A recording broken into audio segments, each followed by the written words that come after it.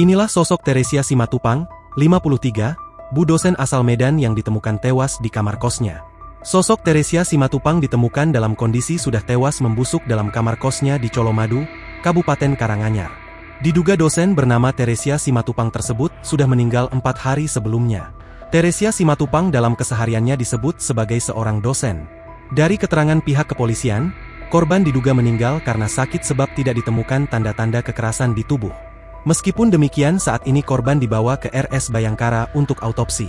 Sebelumnya seorang perempuan asal Medan bernama Teresia Simatupang ditemukan dalam kondisi meninggal di kamar indekos Iden Desa Tohudan, Kecamatan Colomadu, Kabupaten Karanganyar pada Senin, 16 Juni 2025, malam. Kapolsek Colomadu, AKP Juritna menerima laporan adanya penemuan mayat itu sekira pukul 15.30 waktu Indonesia Barat. Setelah menerima laporan, anggota mendatangi lokasi kejadian untuk melakukan pemeriksaan. Berdasarkan keterangan pemilik indekos, memang sudah tercium bau tidak enak sejak beberapa hari lalu.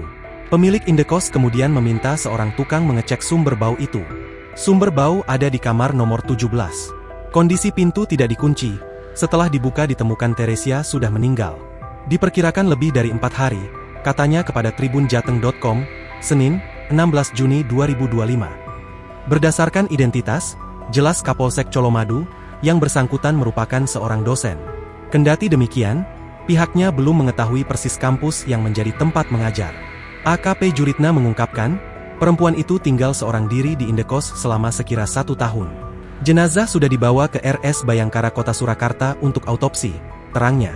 Setelah itu tidak lagi dan ditemukan sudah membusuk di dalam kamar, pungkasnya.